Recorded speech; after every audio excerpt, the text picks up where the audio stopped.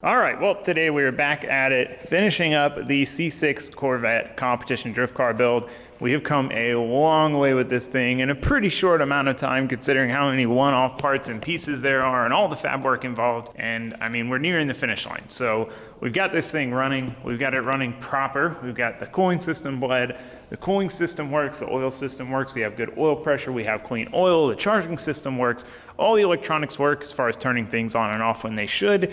It's fully running. We can start it up, let it idle, walk away, and it's gonna do its thing. So now we're at the point where it's ready to be driven. But we do have a couple things left before we get to enjoy that inaugural drive, which I can't tell you how excited I am, not just to drive this car in general, because we've been building it for the last 5 months, but once we have a clutch and we can disengage the clutch, we can put this thing in gear for the very first time. And this is probably more exciting to me than even driving it around, is putting it in gear for the first time. And that might sound silly if you're used to regular transmissions, but this is a dogbox. Now, if you don't know what a dogbox is a 4-speed H-pattern race transmission. Now, what makes it a dogbox and a race transmission is instead of having helical cut gears and synchronizers, it has straight cut gears and dog ring engagement. Now, that makes it pretty terrible for a street car. It's very noisy, very violent on the shifts, but it's great for a race transmission where we don't care about any of those things. It's small, it's compact, it's lightweight, and very, very robust. Now,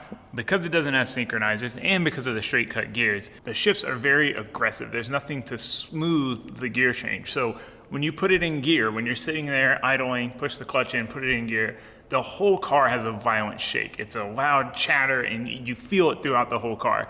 And I've ridden in cars like this. I've competed against a lot of cars like this. Most of the cars I compete against have dog boxes, and hearing them throw it in gear, you can hear it from my other car idling, you know? It's just a silly little thing that I'm really excited about. I've wanted a dog box transmission since I started drifting. I've wanted one the entire time I've had this car, the LS Miata. We just have stock 350Z CD09 transmission in this thing. Literally just a straight up road car transmission. A dog box has always been the dream. And today, hopefully, will be the first time I get to sit there with this thing idling and rumbling and chopping and put it in gear. And I cannot begin to tell you how excited I am for that. So I guess if I'm that excited, I should get to work. We're gonna dive into getting these brake lines and clutch lines finished up.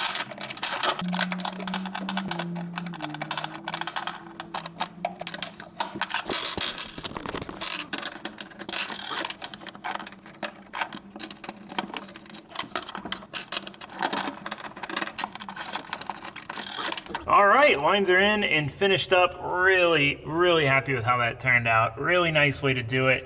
Shout out to Finishing Lines for coming up with that system. I think when I build my false floor, I'll be able to keep it as low as this bottom mounting point here. I might have to go a touch above that, but I wanted to keep the floor as low as possible, and this line setup achieves just that, and it looks really clean. I mean, you won't see any of this once the plate is on, but with the reservoir there, and man, I'm super happy with it. Josue went ahead and P-clamped all the lines, used the fancy Earl's P-clamps down here. Look how snazzy that looks. Perfectly follows the tunnel, back up to the handbrake, and then out to the rear.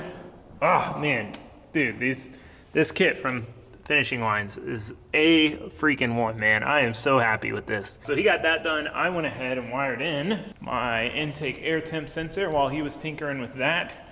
But it's not for my intake. We have one of those as well. So I need to make a mount for this, but this is going to be my engine bay air temperature.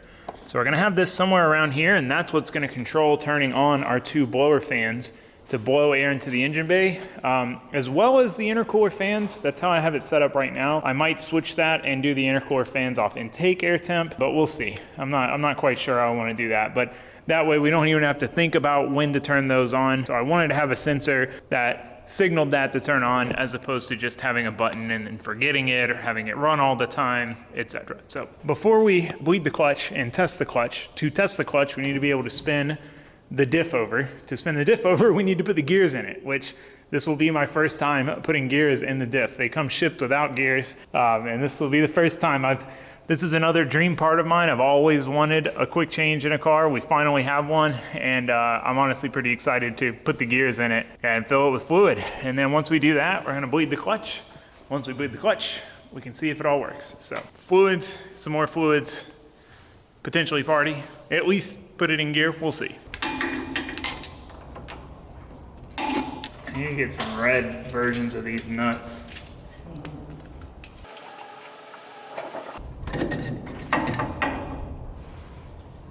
All right, so our gearing here, we've got a 27 tooth and a 28 tooth gear. So if we do these one way, we get a 397 ratio. If we do them the other way, we get a 427 ratio.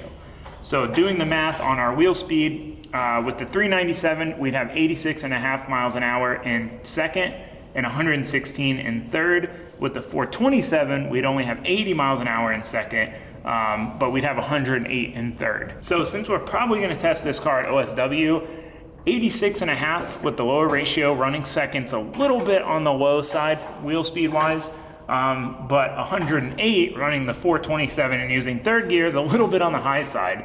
So I decided what we're gonna do is set it up for the 86, get used to the car with low wheel speed, not trying to bake the tires off, get comfortable, work through any bugs, and then if we're feeling froggy, we'll switch it to the 427, switch to third gear, and have a lot of wheel speed and see how that goes. So I need to buy some other gear sets. There's no point in having a quick change if you don't have a bunch of gear sets, but I wanna drive the car first and see what it likes and see what kind of ratios I wanna get. This is upside down, so we need to put the bigger gear on the top, which is the bottom. First time putting in gears. Wow. Look at that. There we go.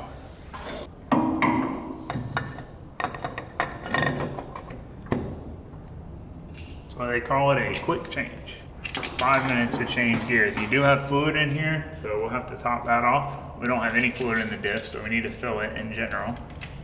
But 6 bolts, cover, lose a little bit of fluid, so you need a drain pan, and then swapperoo.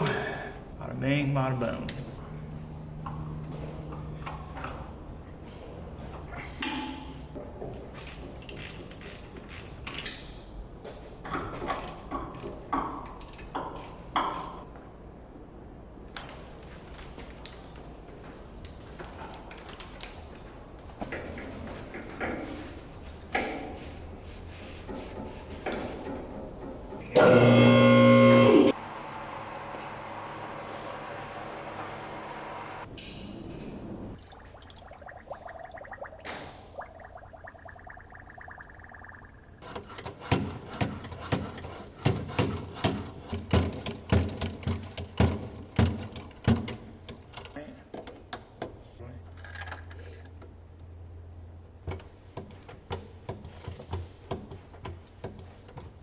Okay.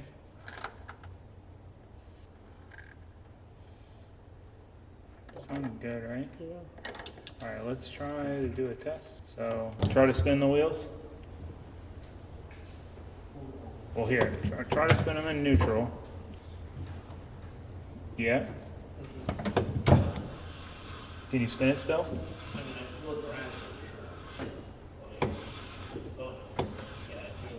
Okay, hold on. Adjust this up some more. All right, what about now? Still drag? I mean, do you hear it drag? Dragging? I mean, I'm just trying to find that sweet spot. All right, hold on.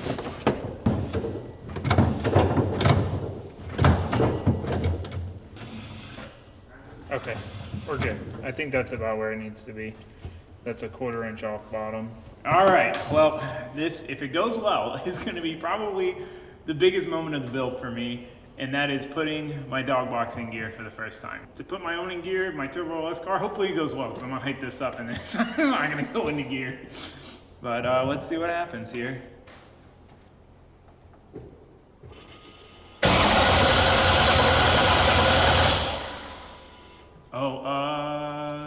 No. I left something unplugged, but I plugged it back in. It might just need to prime.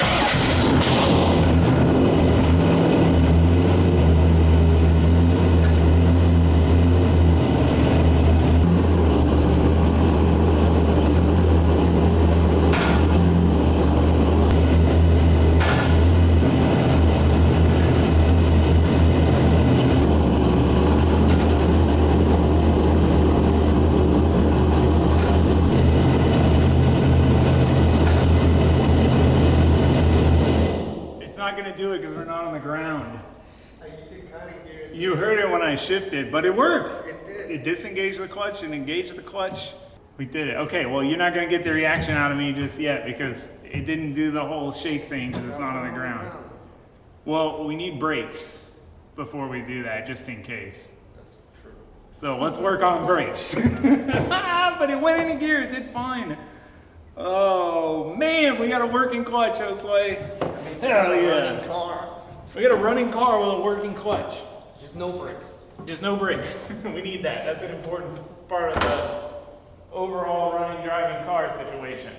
All right, so all we need to do to finish up the brake system is bolt the front calipers on and hook the line to them and then bleed said brakes. But we're making a bit of a change, so we got a little more work ahead of us than that. So we decided to switch angle kits. So I've always said I wanted this car to be the absolute best it could be for my way of doing things, and I found an angle kit that I didn't actually know existed when I originally picked an angle kit for this car. And it's funny because I actually found out about this company, Just Engineering, through a Miata kit. So someone had tagged me in a rear grip kit that they made, which if you haven't been drifting and competing in Miata for a long time, that might not sound like a big deal, but there is hardly any aftermarket for these cars when it comes to really competing and trying to squeeze the most out of this car, which, as most of you know, we have been trying and doing for the last 5 years.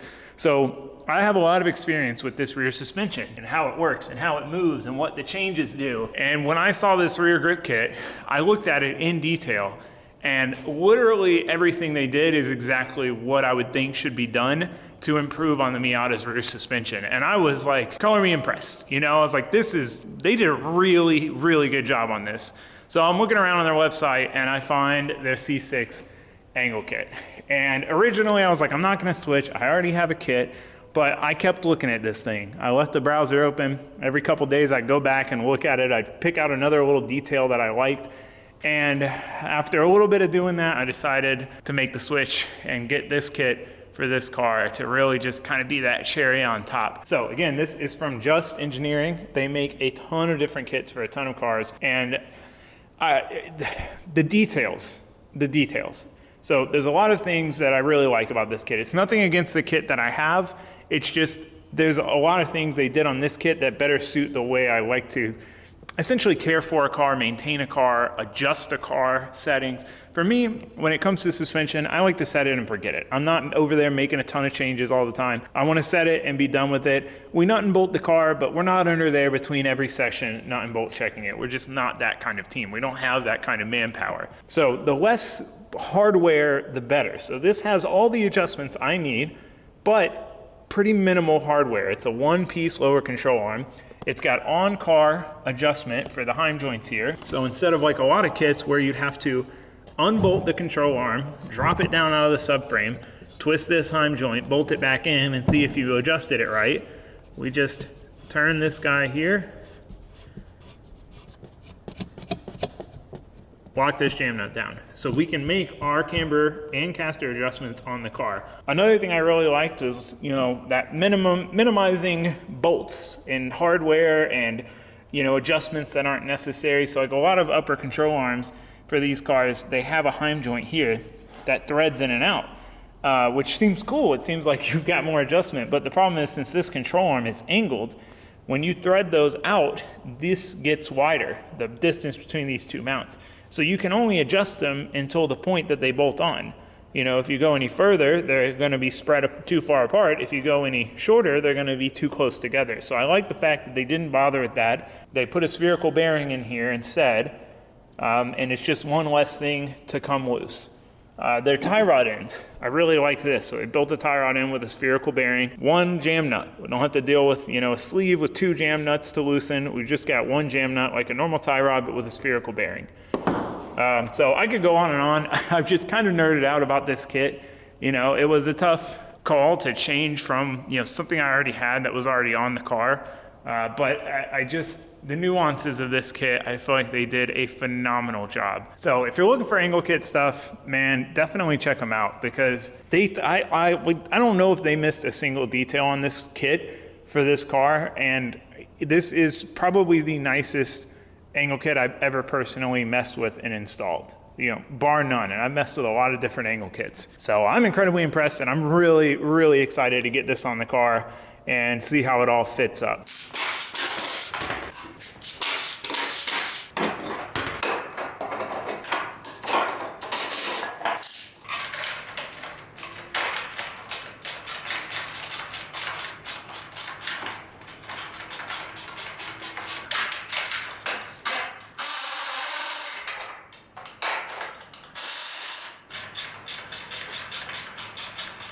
So with the old angle kit off, we've got essentially a blank slate to work from. It's been a while since we've really messed with the suspension on this car, and one thing I wanted to do before we started tossing the new kit on was go ahead and replace the factory inner tie rods with some new upgraded ones just to beef that up and have fresh joints all the way around. So with that out of the way, it's time to install the angle kit. So I like to start with the lower control arm since everything really kind of centers around that.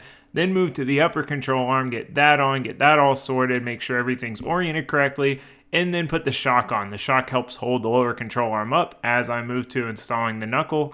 That's just the easiest way to do it for me. I end up, when I take them apart, I end up usually pulling it off as a whole unit. But on install, I like to do it one piece at a time and just make sure everything's where it needs to be. So with the actual angle kit on, the knuckle, the upper arm, and the lower arm, it's time to install the tie rod in. So we just need to get the knuckle where we want it, get the steering rack centered. So we measure basically from the backstop of the tie rod to the rack itself and make sure that we have it completely centered. That way we have the same amount of angle to steer both directions. We don't want it to be offset one way or the other. Then we get the tie rods on, get everything roughed out, and we've got an angle kit. All right, well, the angle kit is fully installed. Before we put the rotors and calipers on, I just want to give you a quick look at it all complete. What a sight, man. This is a snazzy unit.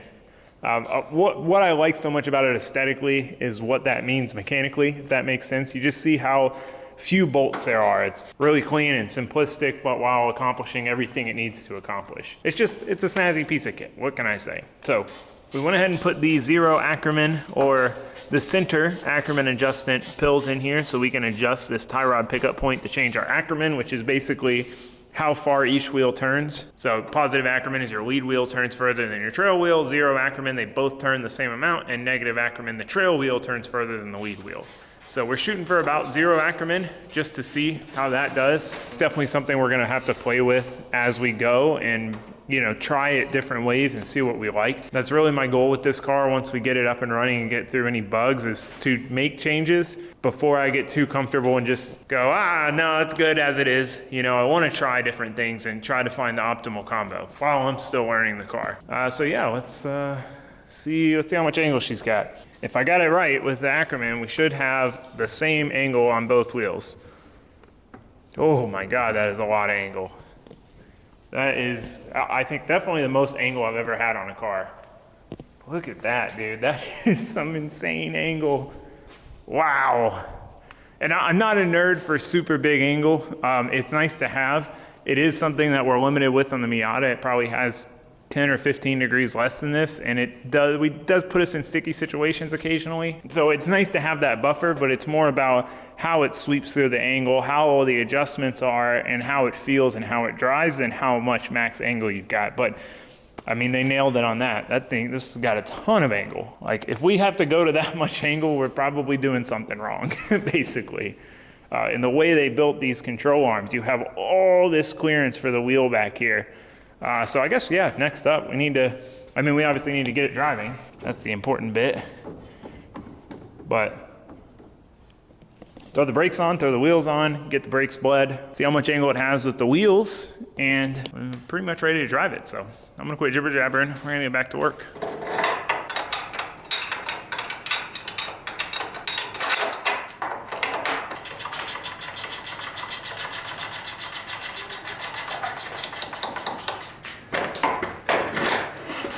All right, calipers are on, lines are on. We still need to bleed it, so we got to pull the wheels back off, but we couldn't resist doing a quick angle check. Wow, that is absurd. That is so much angle. That is an insane amount of angle. We have different wheels, so we'll have to test this with other wheels. Let's see what we got this way. Oh yeah, we got good clearance here. On this side. Wow. That's so satisfying. Still got some room. We'll have to see once we get the final wheels on. So we're gonna yank the wheels off, bleed the brakes. Hopefully that goes smoothly. And if it does, we can put it in gear and maybe try to move it around, do some things.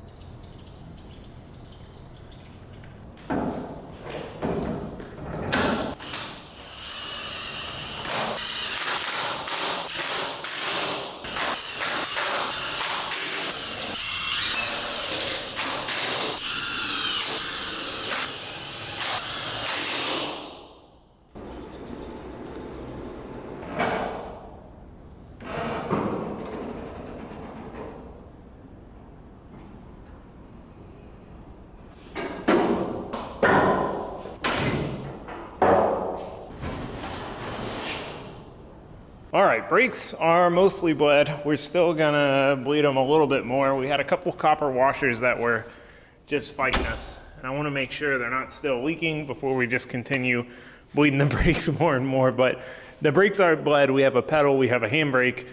Wheels are on. All 5 lug nuts are on for the first time. I always put them on with 3 when they're coming on and off, and the car's just being pushed around. So it's a big moment. It's got all 5 lug nuts on. That means things are getting serious. So now it's time. It's time to put it in gear again, but this time we should get the signature clunk. Let's see. All right, we got brakes, pedal, steering wheel, neutral.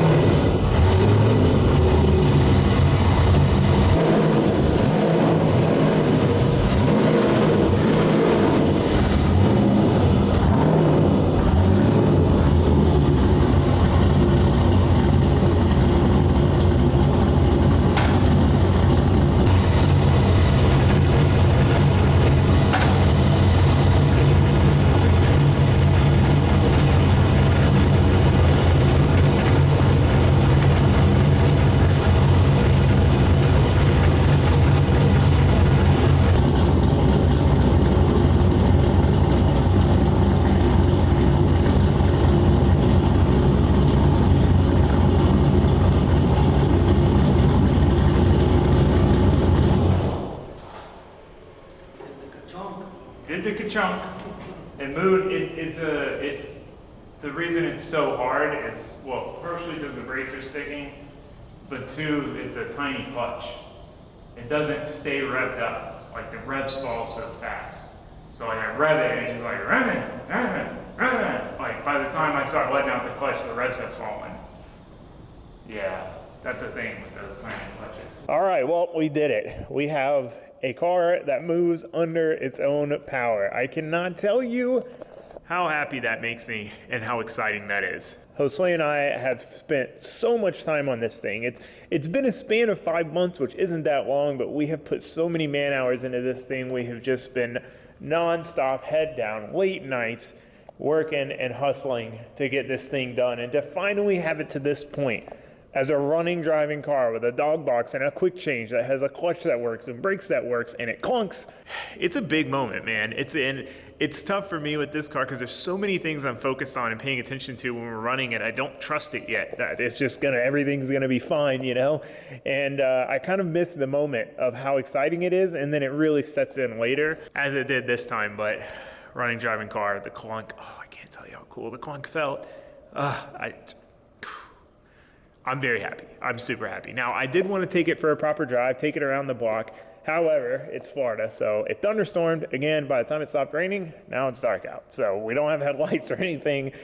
Taking this thing for a first drive in the dark would not be ideal. Not to mention, I would also really like to finish out the power steering before we drive it, just so we can test that out as well. We've only got a couple little things to do there, so we can see if it's going to work well or not. And basically what's next is test drive it, you know, do a little bit of a drive around, make sure it's ready for the dyno. We've got to go through and, you know, clean up some line routing and some things that are just left a little loose. Take it to the dyno. If that all goes well, take it testing. And fortunately, we're at a really good spot where we've got a little over a month till the next round of clutch kickers, so we should have time to test it, make changes / fix bugs, test it again, and hopefully show up there in a car we've got some seat time in, that we are comfortable in, and that we've worked through at least the initial bugs in, which is ideal. You know, that's kind of been my goal the whole time, to be able to have that little bit of a buffer zone. So we're close, man. It's so crazy to see this thing finally really coming to life. I can't describe it. I mean, there's no way I can really put it into words. This has been such a crazy, elaborate build, and I've pushed myself and done things I've never done before and learned so much, and I've had a blast in the process. It sounds like I'm saying goodbye to it. We're going to see it tomorrow, and we're going to drive it, and we've got a lot left to do, but I'm just stoked. I couldn't be happier. Can't wipe the smile off my face. So anyway, I'm going to let you guys go for now. We're out of time. It rained, it's dark, it's late, so I just want to say thanks for watching. Thanks for subscribing. I do hope to see you next time. There's a lot more fun in store. We're at the peak. Hopefully it all goes smoothly from here and we can start really ripping and enjoying this thing. But for now, that's it. So thanks again. All right, goodbye, guys.